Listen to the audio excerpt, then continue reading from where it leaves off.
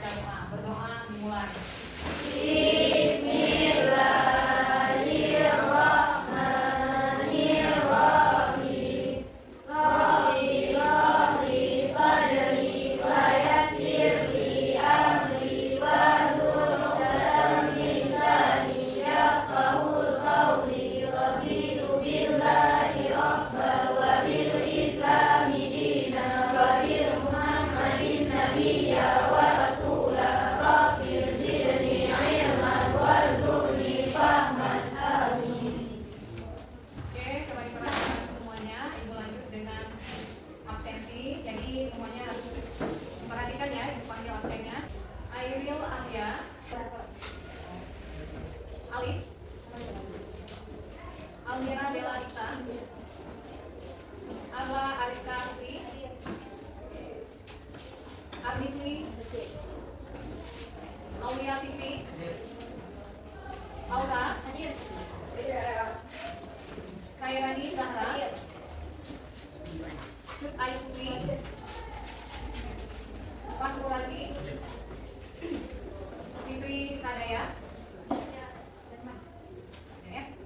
Isra Miranda, Jamila, Mai Sirato Faira, Maisha Safara, Manzilina Munira, Fakira, Maulidi Al-Farisi, Muhammad Iqbal, Muslim Al-Khadimi, Nazril Maulana, Nelly, Sapna Humaira, Salma Yusmita, Santi Julianda, Sri Umul Ramadhani, ya. Subulan Nahdia, Susi Mawarita, Tanzilul Rahma, Teguh Muhammad Iqbal, Ulfia Izzati. Oke, semuanya sudah dipanggilkan namanya? Sudah ya. Ada nama Bu? Di kelas? Ada. Oh ya, siapa namanya? Karninata Bu. Kardinata ya? Karni.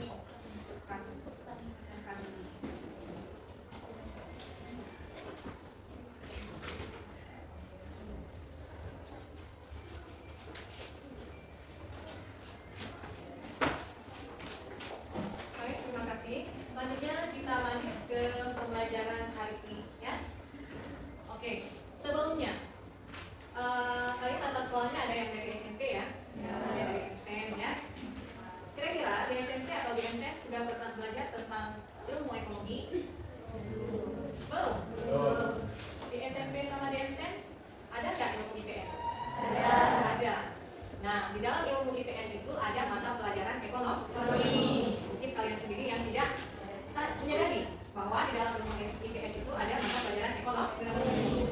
Baik, untuk hari ini kita akan belajar tentang pelajaran ekonomi ya. Untuk pokok bahasan kita yang pertama yaitu kita belajar tentang konsep ilmu ekonomi. Ada yang tahu nggak apa itu pengertian ilmu ekonomi? Ada? Coba tunjukkan satu orang aja. Iya.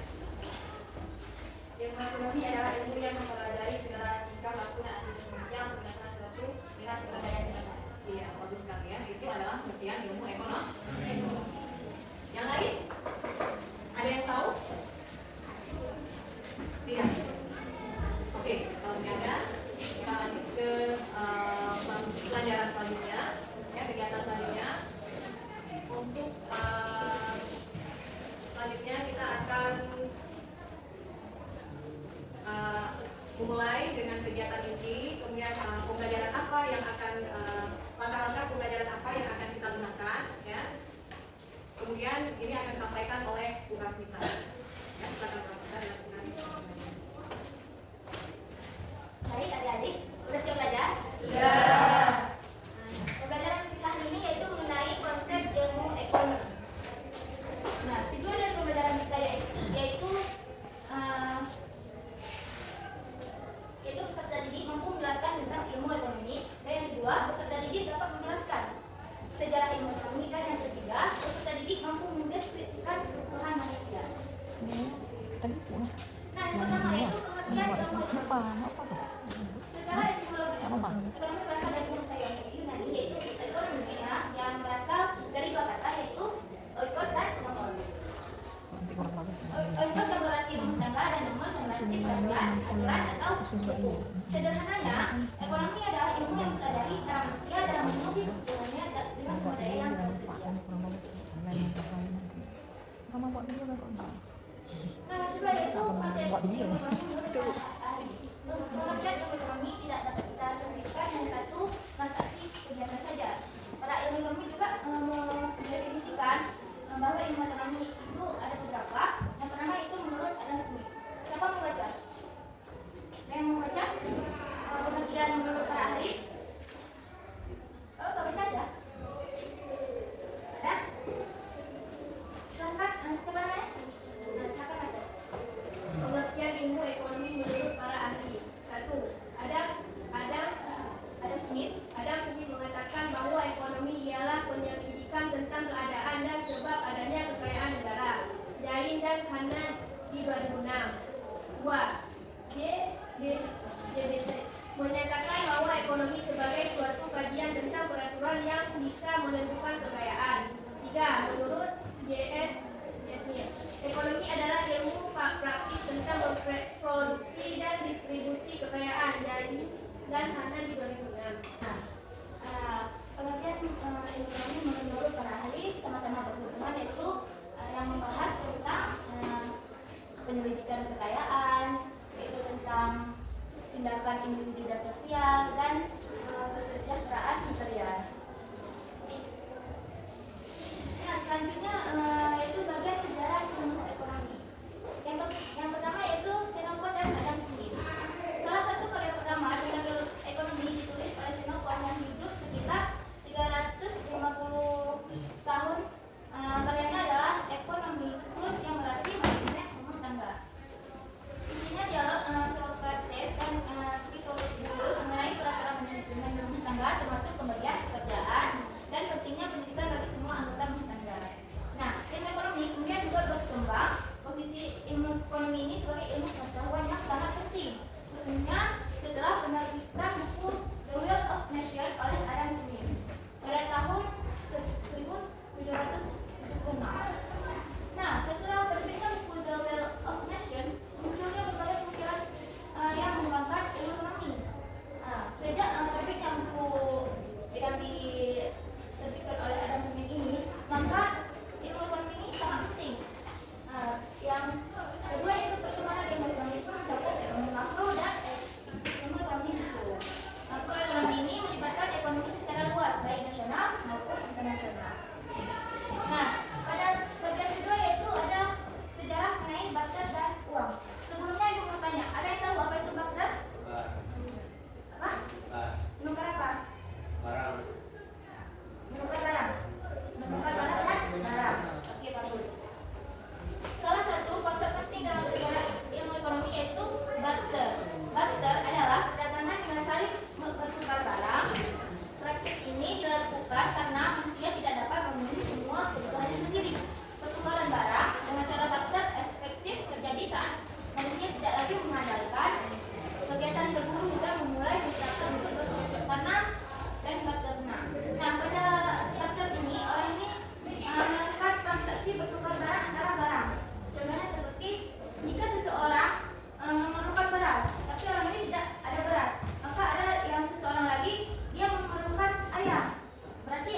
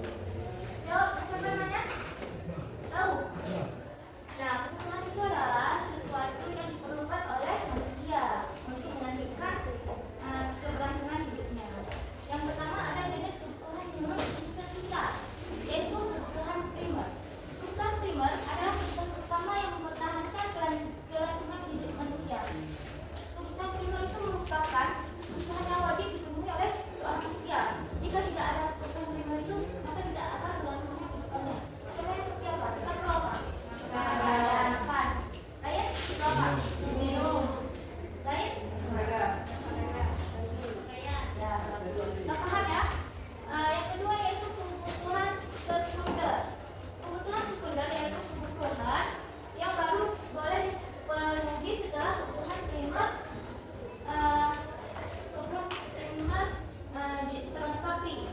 Nah, setelah kebutuhan primer dilengkapi, baru bisa kita memenuhi kebutuhan sekunder. Contohnya seperti apa? Kebutuhan sekunder: kendaraan, air, aksesoris, air. Contohnya seperti ini. Bolehlah kita perlu perawat di rumah, ya kan? Untuk melakukan contoh dari seperti televisi, kulkas, apa? Ya, lemari. Nah, yang terakhir itu kebutuhan tersier. Kebutuhan tersier disebut juga dengan kebutuhan mewah dan tertuju untuk orang-orang yang berpenghasilan tinggi atau bisa diidentifikasi dengan prestis atau gaya hidup. Ini tidak wajib dipenuhi karena ini termasuk kebutuhan yang mewah. Contohnya seperti apa? Emas, mobil, air, apa? Rumah besar, villa, kan? Pesawat. Nah, kebutuhan manusia juga ada jenis menurut waktu. Yang pertama itu kebutuhan sekarang. Kebutuhan sekarang merupakan kebutuhan yang tidak dapat ditunda lagi pemenuhannya. Contohnya seperti ini. Jika seseorang mengalami sakit atau kecelakaan, dia harus dia memerlukan apa? Obat dan penanganan medis, ya kan? Ya, pokoknya dia langsung perlu itu. Nah, yang kedua yaitu kebutuhan akan datang, adalah kebutuhan yang tidak berakibat fatal atau kelangsungan hidup seseorang. Nah, kebutuhan yang akan datang itu contohnya seperti ini. Kita menabung. Kita perlu menabung itu untuk apa? Untuk membeli sesuatu yang akan datang. Contohnya kita menabung, menabung ini untuk melanjutkan kuliah nanti. Mungkin ada nanti setelah tamat sekolah yang lagi pengen nikah, mau terus untuk persiapan yang akan datang. Dan yang ketiga yaitu kebutuhan tidak terduga, harus dipenuhi ketika terjadi sesuatu yang sifatnya tiba-tiba. Misalnya anak tetangga sebelah mengalami kecelakaan bersepeda, maka ia harus segera dibawa ke rumah sakit. Ini termasuk kebutuhan yang tiba-tiba terjadi. Dan yang terakhir yaitu kebutuhan sepanjang waktu, adalah kebutuhan yang tidak terbatas dalam pemenuhannya. Ini kebutuhan yang selalu diperlukan. Nah, kemudian ada jenis kebutuhan menurut sifat. Yang pertama itu kebutuhan jasmani. Kalau dikatakan kebutuhan jasmani, pasti kalian sudah punya pikiran kebutuhan apa? Kebutuhan badan, nah, itu kebutuhan inti badan kita seperti olahraga, memerlukan makanan, memerlukan pakaian, itu keperluan badan kita. Dan yang kedua itu kebutuhan rohani. Nah, kebutuhan rohani ini termasuk kebutuhan pada jiwa kita. Contohnya seperti rekreasi ataupun keinginan kita yang harus dipenuhi terus. Dan kemudian ada kebutuhan jenis kebutuhan menurut subjek. Terbagi dua, kebutuhan individu dan kebutuhan sosial. Kebutuhan individu ini contohnya seperti seorang pelajar membutuhkan seragam sekolah. Dan contoh dari kebutuhan sosial yaitu seperti kita memerlukan tempat ibadah, masjid, kita memerlukan rumah sakit, kita memerlukan akses jalan seperti jalan raya.